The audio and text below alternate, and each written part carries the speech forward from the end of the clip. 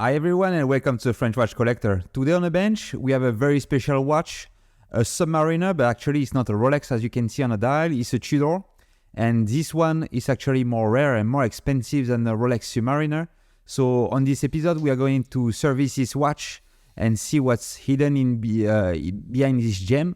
You can see now we are checking if the watch is working. So see if we have a quick side date. Yeah, we have a quick side date function on this watch. And we have, see if we have a jump at 12 o'clock. I love the hand and the dial on this watch with the beautiful like square hour indicators. And the snowflake hand, like, and the patina on the hand. Yeah, we have the jump, that's great. Okay, so I'm gonna use my tool to open, and you can see, we see at the back, it's the same tool that's used on Rolex, and there is a reason for that.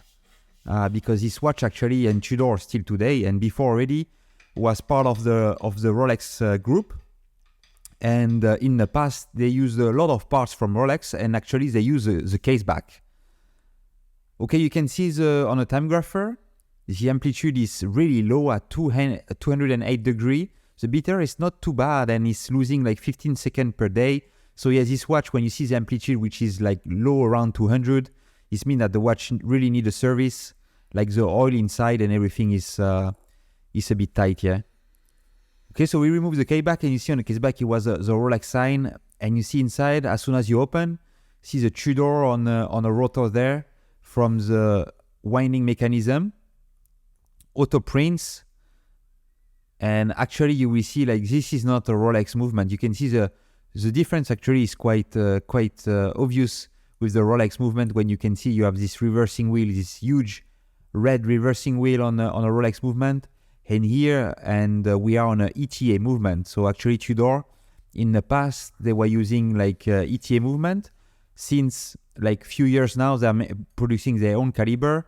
But yeah, for a long time, they were using like ETA movement, which are very, very good mechanism, yeah. So now we're just removing the caliber and the dial from the case. There we go.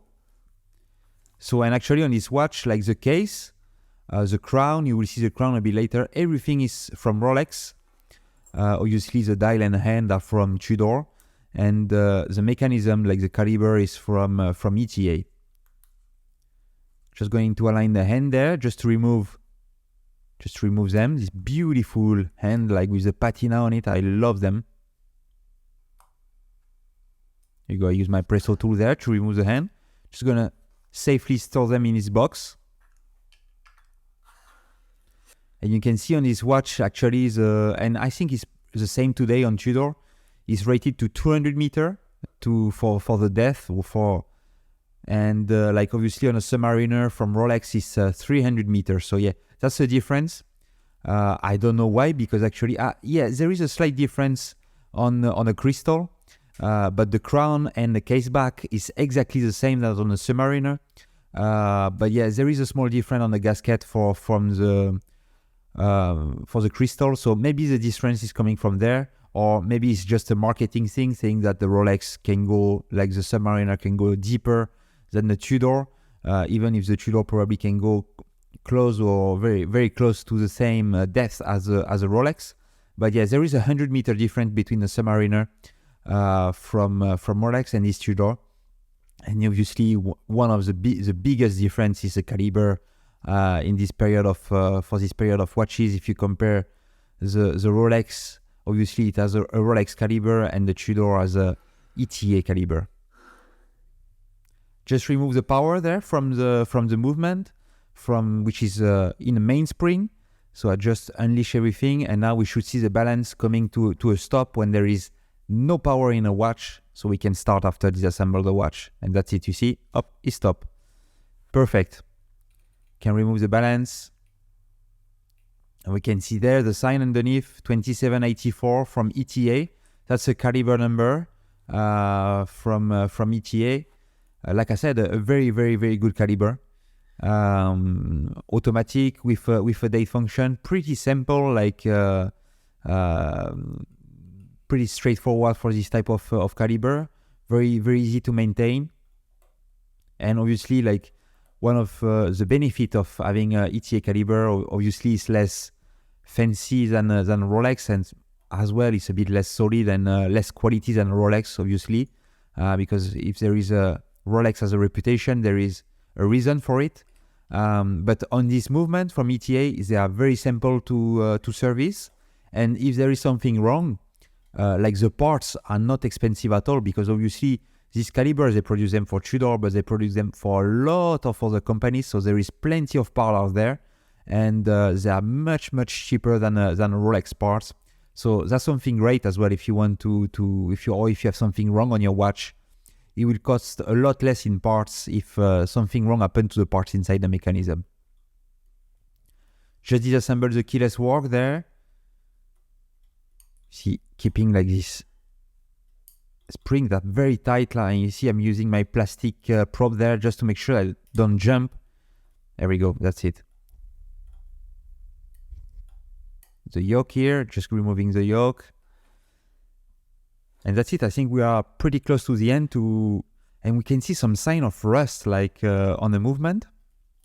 And you will see a bit later on when we look at the seals that I use, the gasket that I use on this watch. Yeah, there is one which was wrong, and that could lead to a bit of moisture in the watch, because there was a couple of parts, especially at the beginning. I don't know if you saw, but the case clamp was really rusty. So we see how we can address that. But yeah, just removing the jewels there that I'm gonna clean separately in a machine.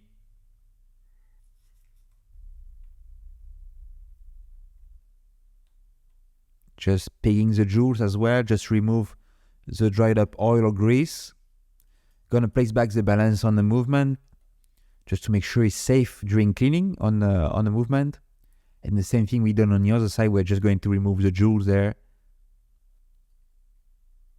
just to clean it. Okay, so we are gonna disassemble the balance. The mainspring barrel, just to clean everything inside. The mainspring, the barrel arbor there. Just gonna take out the mainspring now. Being an automatic watch, most of the time, like you use some graphite grease. You will see my finger cuts are becoming black with this graphite grease. So you need to clean everything, and obviously when a part will be clean, we will re-lubricate every single parts the way it should, just to make sure the watch gain again some amplitude, because we saw on the time graphers amplitude was really low. And one of the reasons for that is that there is too much friction inside the watch. Yeah? So that's why we need to clean everything, re-oil, re-grease, and we should have a nice Submariner, Tudor Submariner running again. And we just disassemble like the winding mechanism.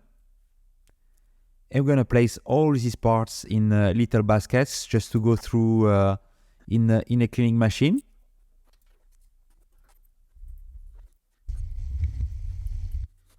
Okay, so now all the parts are in the baskets. They will be ready to go into my vintage Helma cleaning machine. And for the cleaning, there will be 4 steps. First, it will be a cleaning solution. Then tool wrenching, go through tool wrenching solution in this little bowl. And the last one will be a drying. And I would like to use this opportunity to tell you that I have a Patreon page. So if you want to support my channel, you can find the links down below in the description. And I would like to thank Matt, Christian, David, Shelby, Jan, Christian, Corney, Alan, David, Ted, Tony, Michael, Steven, John, Tim, and Gregory. Thank you so much, guys, for supporting my channel. That means a lot to me. So if you want to go there and join the team, you will find a different plan to support my channel, and that will help me a lot to put some better content, better tools for my channel. So thank you so much for supporting me. And if you did not register to subscribe to the channel, there is more than 75% of the people actually that did not subscribe to the channel. So if you want to go there, click on the subscribe button, on the thumbs up if you like the video, and on the bell icon, you will get a reminder every time I put a new video online. Okay, so now I'm just going to focus on the case. Just going to remove this the bezel with this nice tool there, just to lift it up. Just get a crystal out of the way. So actually the person didn't want me to polish a crystal and leave it as original, even facing on his watch. It would have been nice just to do a little polish on this crystal. Just gonna remove the gasket there, and you can see that there is 2 gaskets inside the tube. They are the same, 2 round gaskets there. There we go. Just gonna remove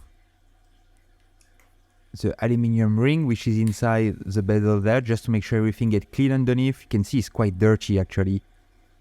And all these parts will go into the ultrasonic machine just to make sure everything is nice and clean. And there we go, like all the parts are in a cleaning machine. You can see like the dirt coming out already. Okay, so now that the parts are clean, we're gonna focus on reassemble the watch. First, I'm gonna do a epilame treatment on a couple of parts. So this will help the oil just to be retained a bit better on the surface of these parts. So I just did the jewel for the balance, the escape and the palette fork. Just removing there the epilame on the pivot point from these 2 parts. I'm just gonna put a drop of oil there right in the center of the jewel from the balance assembly and capture it inside. We see we're putting the chaton back on top here. So that's one done. We need to do the same thing on the second one because you see there is a jewel on both sides of the balance. There we go, put the chaton back on top. Yeah, perfect.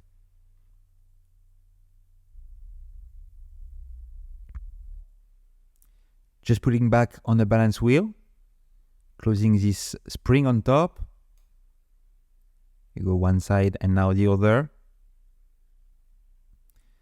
And just gonna do the same thing on the dial side, putting the jewel, closing the spring. And now we have the balance assembly, which is fully lubricated with the balance staff nicely in the oil on both sides. And you can see if it's beating with just a bit of air. Checking the air spring, it looks good.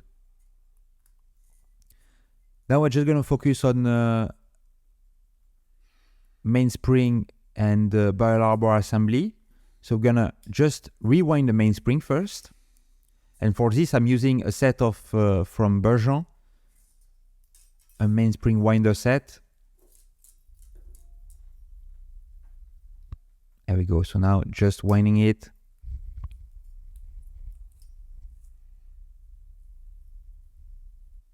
And you can see this one being an automatic watch. Like at the end of the mainspring, there is this Y shape. And actually, this gives a bit of friction against the wall of the mainspring ball. And this is how, like, because obviously being an automatic watch, it never stops being wind. So yeah, it will slide on the wall, but with a bit of friction just to retain as well, but the strength in a mainspring, or else it will fully unwind if there is no friction. And you see I'm putting this graphite grease on the wall because like I said, you will have this spring sliding on the wall almost constantly when it's fully wind on automatic. So that's why you put this graphite grease. Now I'm just gonna put the mainspring back. There we go, perfect. Just gonna lubricate everything. We're gonna put the barrel arbor. Put a grease. We put on the bottom and now we put on the top, just to make sure like the spring is fully lubricated as well.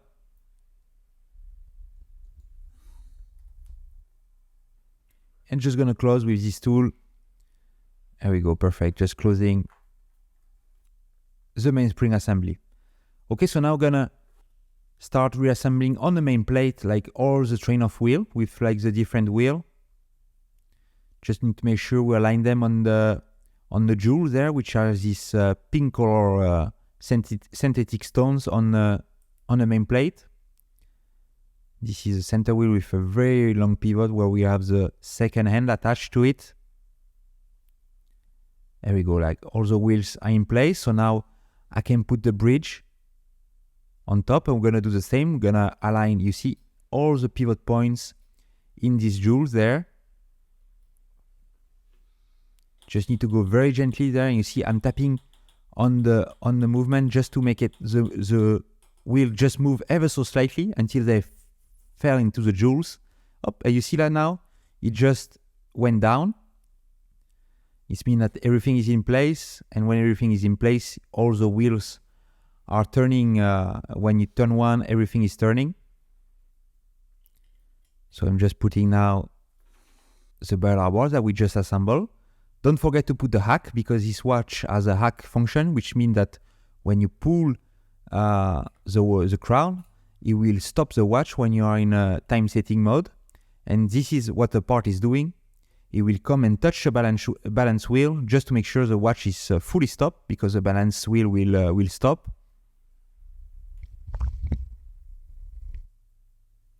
You see me oiling all the different points, and you see everything turning beautifully there. So we're gonna carry on assemble the crown wheel, but first we need to put this click mechanism in place with this little spring there, which is very, very, very small.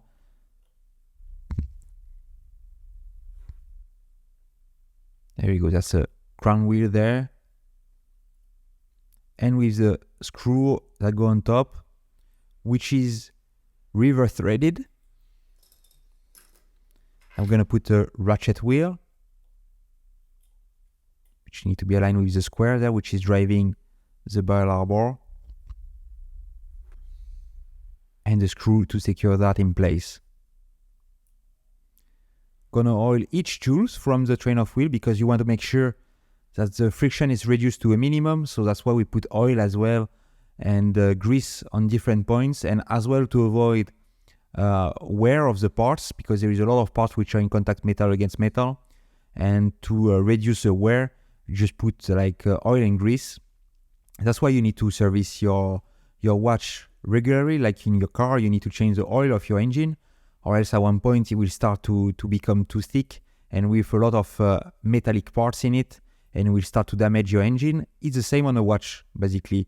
You will have to change the oil, or else the parts, the oil will start to be thick, and with a lot of parts inside, it will create friction. Your watch will run a lot less nice than when you first got it, if you want. And as well the parts, and that's the biggest concern, is like you run a risk of damaging the parts, and sometimes it's irreversible. You need to change, and in some parts the parts can be very expensive. So that's why you want to service your watch regularly, and if you do it, your watch will run for hundreds and hundreds of years without any issue, if you do a service at the proper interval. So now we are assembling the keyless work there. We put the yoke. Now putting the yoke spring in place, which is a strong spring. There we go. Just putting the setting lever spring on top there.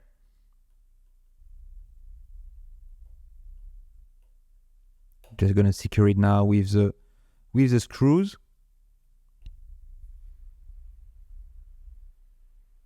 Perfect. You see, it's keeping everything in position. Gonna lubricate the cannon pinion, which is attached to this wheel.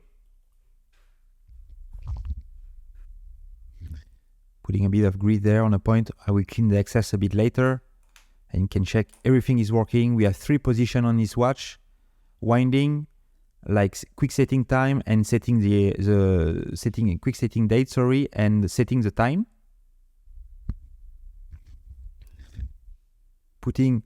Gonna put the pallet fork in place, just to make sure again it's aligned to the jewel there. And when it's in place, obviously after we're gonna put the balance wheel, and we see if this watch will run again. Just gonna put the pallet fork cock on top there, give it a wind, just put a bit of strength in the mechanism. Check if the pallet is clicking. Yes, you see clicking left and right. So it means the power is coming to the pallet fork. I'm oiling the jewel there from the pallet fork. Very tricky operation to do. That's why we tried the pallet fork and escape wheel in Epilam, because you see now putting some oil there. And now I'm gonna put the balance in position, and let's see if the movement want to start. Oh yeah, straight away, perfect. Like Just you see a quick movement and it just started running. Okay, so now the base movement is working. Gonna assemble the complication. So the first one is a calendar complication. So we're gonna put all the parts for the calendar, and later on we'll assemble the automatic winding system, which is another complication that go on top if you want. It's an extra on a watch. Lubricating the jewel there. We're gonna put the driving, like the calendar driving wheel. We have like this little intermediate wheel. So we'll make the connection between the timekeeping, if you want, and the calendar mechanism. Because obviously you need to have a connection if you want your calendar mechanism to jump every 24 hours. See, now I need to put these parts like in, like this wheel has 2 floors, like 2 stages if you want. Need to put it in between. There we go. Gonna secure that with a screw.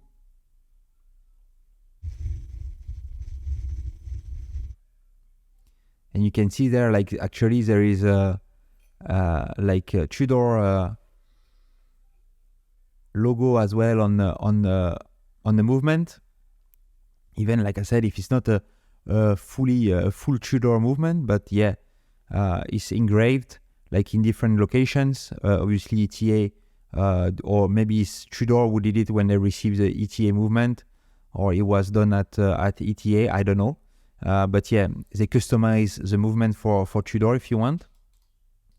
So here we have the quick set date, which is working. You see the wheel there, making the date turn very quickly just to adjust the date when you start the watch. So just gonna do this a couple of times, just move a couple of dates, put a drop of oil on the spring, that makes the date jump. And here we are gonna see if we have a date jump. Yes, perfect. Okay, so now that the calendar is done, I'm gonna focus on the winding system. Just treating the reversing wheel there in Lubetta, which is a solution specially made to lubricate the reversing wheel of automatic system. Just gonna dry them there, both wheel. Remove like the excess fluid. And we're gonna reassemble them on this little sub-assembly. So that's the 2 reversing wheel there. That's allow, if you want, it doesn't really matter in which direction the rotor is gonna turn. If it's left to right, right to left. The watch obviously it can be wound only in one direction. So that's what the reversing wheel will do. If it turns in both directions, it will transmit the rotation only in one direction to the movement and to the mainspring. So that's the purpose of this reversing wheel. Okay, so now we're gonna oil the jewel as well, like we did on the mechanism. And basically, same, this sub-assembly is done. Just gonna treat a couple of parts. Remember, the clamp was really rusty. So this is a rust remover solution. I'm just gonna keep them overnight in this fluid just to remove the rust, to be able to reuse them. I'm gonna put like the part we just reassemble, the winding mechanism, just gonna put it back on top of the movement there. Just need to make sure everything is aligned, everything is falling into the proper hole there, and we can put the screws in position. Put a second one there. Okay, so gonna move to the dial side, gonna put the hour wheel there. Gonna put the dial, beautiful dial, I love the patina is on these hour markers. Just put it in place. Just a bit of dust on it, obviously we'll blow the dust away before we put it in a case back, sorry. Just making the date jump. And when the date is jumping, it means it's midnight. So like that, we know where we need to set the hand just to have the proper jump around midnight. Putting the hour hand first, which is not easy to align with this flat hand. Normally you have a pointy hand. There you go, press it in place as close as possible to midnight. Just gonna do the same thing on a minute hand. And normally we should have a jump. I like to have it like 5 minutes before or after midnight. That's my tolerance if you want. Let's check. Oh yeah, it's just 2 minutes, that's perfect. Just putting the second hand, the last one, in place. Perfect. And there we go, the movement is starting with a beautiful sweeping second hand from this movement. Okay, so now we're gonna focus on the case. And you can see like the gap is a bit big, like between the crown and the case. Just checking what's inside, and actually the gasket that they put in the crown, it's a wrong one. They put like a round gasket, the same that go in a tube, but that's not the one that's supposed to be in the crown. That's you're supposed to put a flat one. Like you see, this one is round. That's not good, yeah. It's supposed to be flat and a bit less thick than this one, yeah. Just checking if there is nothing inside. And you see the crown there is 3 dots underneath from the Rolex crown. That means it's a triple lock, so that there is 3 points of sealing. So three gaskets if you want.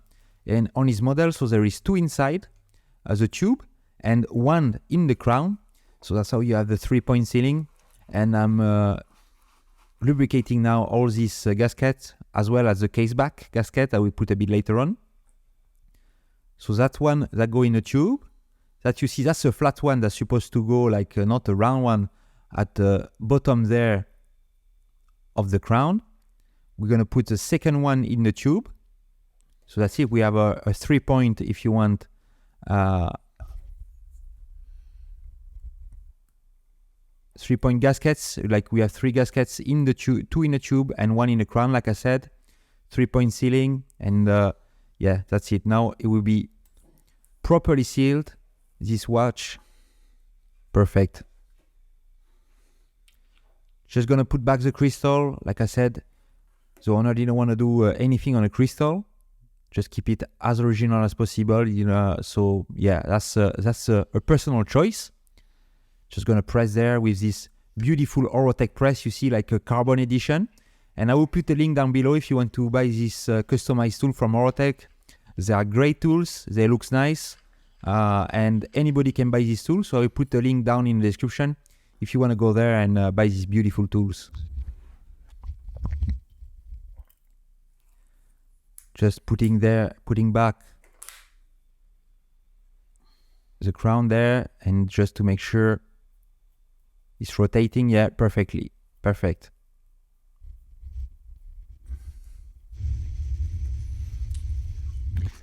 Beautiful bezel on this watch, like with the beautiful blue that go with this dial.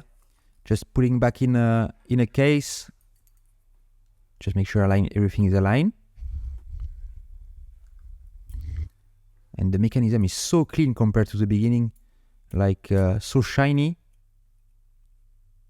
And I'm gonna put the case clamp a bit later on. That will just put, you remember, in a rust remover. But first, we'll have to put the winding stem. Just put the seals that I just lubricate. And this is the clamp that I'm just filing down just ever so slightly, just to make sure they are, again, like not as black, because the product removes the rust, but it leave it with a black finish on it. And here we go. Now I can reuse this case clamp because they are quite tricky to find. And you see the screws, they stay black even if the rust is fully removed. With this product, they stay quite black.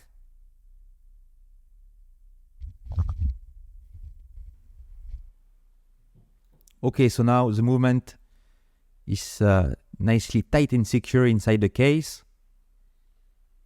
Can put the rotor from the winding system with the screws that go in the middle. That's the last part. And can put a beautiful Rolex case back that we close with my Orotech press. I would like to use this opportunity to show you my website. So I'll put a link down below in the description. So I have a website where you can find the history of my channel, and as well where you can go and see some of the watch that I sell online, some of the watch that I restore on the channel as well. And if you want for me to service your watch, you can go there and contact me, and I will be more than happy to service your watch, like on this beautiful Tudor Submariner. So go on the website, you will find a link down in the description. And let's see which type of result we are getting on this watch. You can see the amplitude went back up to 270. That's pretty good. The bit error is nice, around close to 0. And the watch actually is just gaining few seconds a day. Very, very nice running on his watch, much better than at the beginning. So the owner will be able to enjoy this beautiful Tudor Submariner, which is actually more expensive and rarer than the Rolex Tudor Submariner. So I hope you enjoy this video, and I see you next time for my next project. Bye bye.